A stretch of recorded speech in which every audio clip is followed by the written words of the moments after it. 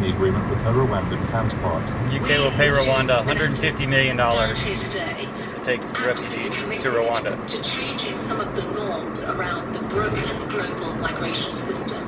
Because for too long, other countries, and by the way, naysayers, just sit on their hands and have been watching people die. Why not address racism so you're not complaining about where migrants are coming from? The Interior Ministry last week.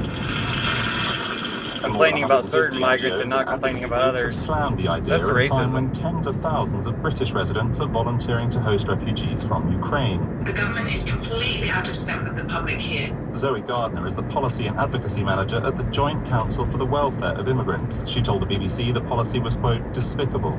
We simply cannot support sending vulnerable refugees who may be victims of torture, who may have survived atrocities and more, and packing them off halfway around the world to a poor country. In a highly unusual intervention, the country's top two religious leaders also added their voices to the chorus of criticism. That included Justin Welby, the Archbishop of Canterbury, who told an Easter congregation that the policy raised serious ethical questions. The details of the politics and politicians, the principle must stand the judgment of God, and it cannot.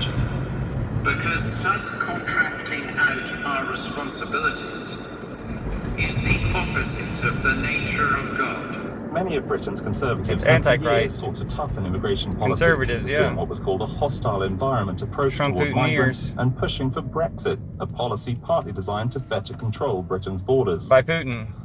But last week, Prime Minister Boris Johnson was fined for breaking his own a COVID Putin regulations puppet. about social gatherings. Many say the Rwanda deal is designed Fined to is draw one thing, attention but Trump away needs to from be in Johnson's jail. own difficulties, including political opponents Oh, like to Labour throw a leader Keir racist Starmer. bone to draw attention away. It all comes back to Putin. From the law breaking of the Prime Minister.